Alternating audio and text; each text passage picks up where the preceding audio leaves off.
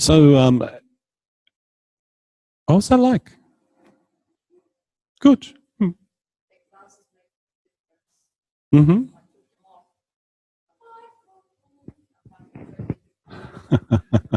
Microphone. I was having to be relaxed. Probably me a limited description of the state. Mm-hmm. If I'm relaxed, I'm wandering around in my head and my thoughts. I have to be polarized. Here and now. Mm-hmm. Yep, good. So that's my... Good. I'm very happy for an elaboration. But was it super concentrated? Like? Not extremely. No. But present. Yes. Soft focused. Yeah. Keep the descriptors coming. Yes. A bit fragmented. Fragmented. Uh-huh. Depends how quick. I told you to be kind. Don't be tricky. Yeah, the speed made a big difference. Of And course. if it's happening at the same time, everything, the numbers in both people doing is very hard. Of course, of course. So when you're doing this with each other, remember the focus is on that person at the front developing their skills.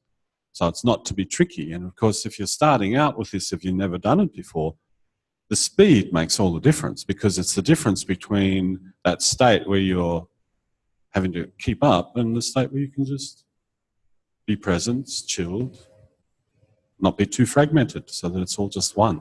It takes some development. I was wondering if you, Lisa, took it on and off classes. Oh, you did. I'm sorry with this. Mm-hmm. Not getting to start. Now you can see for Feldenkrais this was of vital importance, because living in the world that he lived in, where danger was all around, having a continuous presence was important. And of course, in his judo practice, right? You're playing judo, then you have to be present and available for all directions at any one time. So this skill is inbuilt into the training. And you've all seen those martial arts movies, maybe not all of you, where the samurai is standing there and they're aware, and the swordsman's coming here and there's two swordsmen here and he draws the sword. It's like teaching year 9. Yep. If you're a teacher, right. Yeah, exactly. Exactly. It's a survival environment.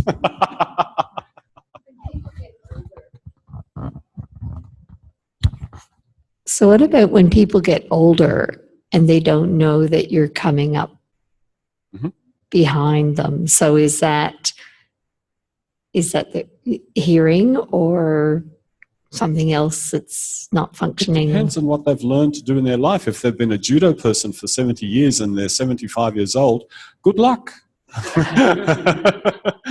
I don't sneak up on elderly people. I just thought I'd point that out. So these questions about as you get older, they're really, really important.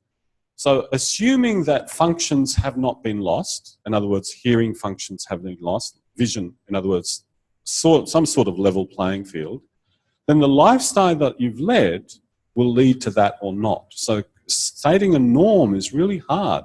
If you've lived the life of a martial artist, chances are that's not going to happen. If you've lived the life of a computer terminal operator, chances are the likelihood of that happening are quite high. And that your boss lived behind you.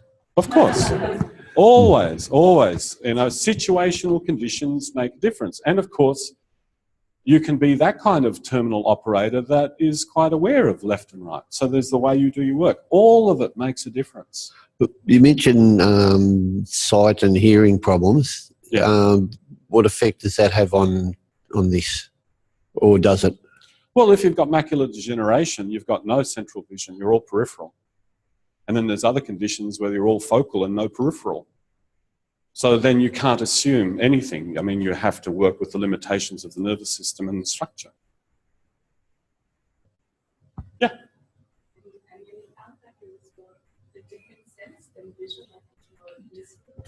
Oh, okay. I would have used a different sensory word for it. And I was wondering if you could explore that self-image sense behind you somehow.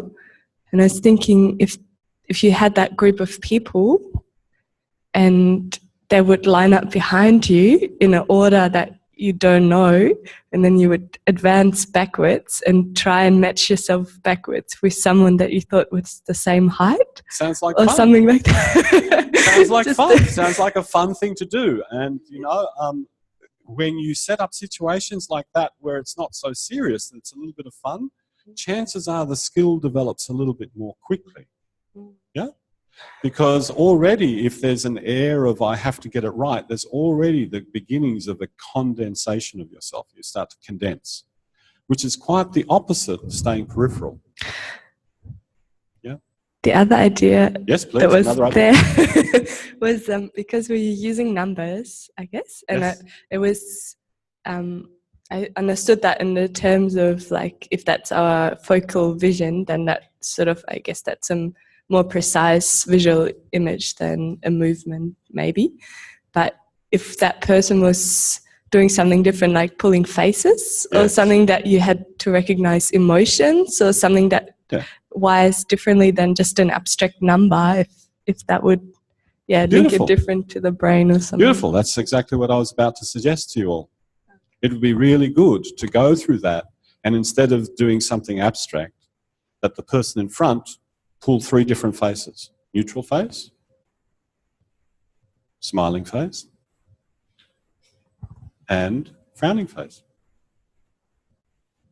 And would that then affect your ability to stay peripheral or not? Yes, because you have an automatic response Un- to any of those, and that's Unless you've learned otherwise. Of course, because it's possible to learn otherwise.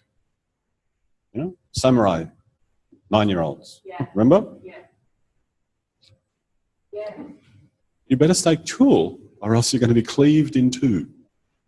Body sense more than listening. Yes. Body sense. Simon said, it's like I could change what was happening just similar to what we did before when we started. Like, Great. What's your sense of the space around you?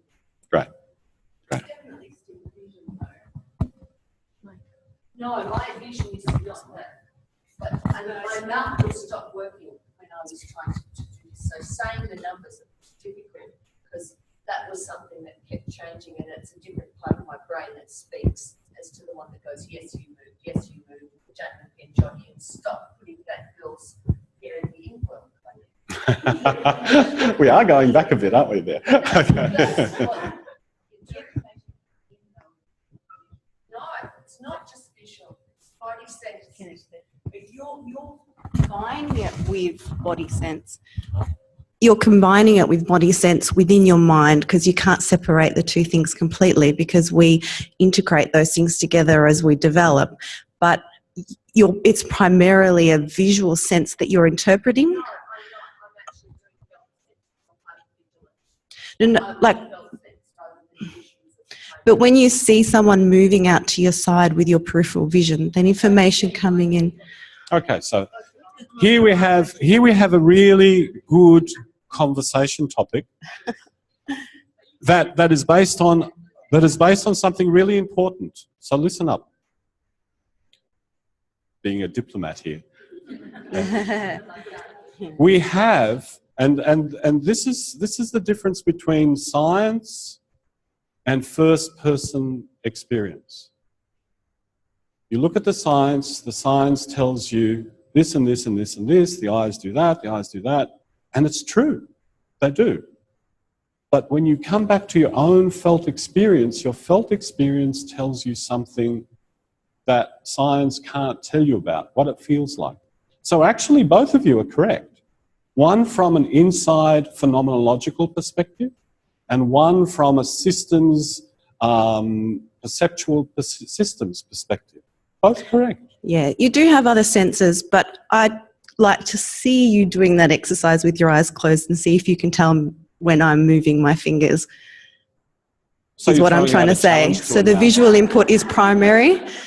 So I'm not challenging that there are other senses. I use those other senses extremely well, just like you guys do. But I think in this particular sense, the primary sense that we're, I guess, investigating or trying to understand more of is our visual Right. sense. So now, Yeah. oh, chop, diplomat. Okay. United Nations, very ineffective. But anyway, United Nations. So once again, can you see that this is exactly the debate that exists in the greater world? Yeah. Science goes first-person perspective, puh. First-person perspective, people go science, puh. Where's the meeting ground? The meeting ground is very careful correlation and experimentation between each one, gradually going, okay, let's put some blinkers on, what's affected. In other words, experimentation and accepting both points of view without trying to push either. That's the whole point. And can I just say one more thing? No, it probably is you a can't. reference thing. No, that's but it, that's because it. I think No, vision that's it. is more than That's just it. sight. That's it. But I'm very That's it. passionate about I vision. know you are, but that's it. I admire your passion. Take it up with her at lunchtime. Okay. Yeah? No, there's another comment here, and that's the last one. Yeah. This interested me because my neck is injured, as most people know by now. But the first 3 times it was injured, like it had an incident, it didn't hurt it nearly as much as the last time. And the difference between those times was I was really present. Someone fell on my head, someone kicked my head, someone did something else. Those were all like minimal impact to me personally. But the last time that really hurt my neck was when I was focused on the thing right in front of me, a small ball this size. I was just focused on that, and someone came into the room from behind me, and I moved, but I probably left everything else of my body here and just twisted my head, and it's through here that's kept on hurting for a really long time. So it's really interesting, this peripheral thing to me, because I feel like that was the real difference. Like, I was like really present in my body for the other times when I could have been much worse injured, but I didn't really get very injured in those particular times because I was very present. I was ready to move and I was ready to react.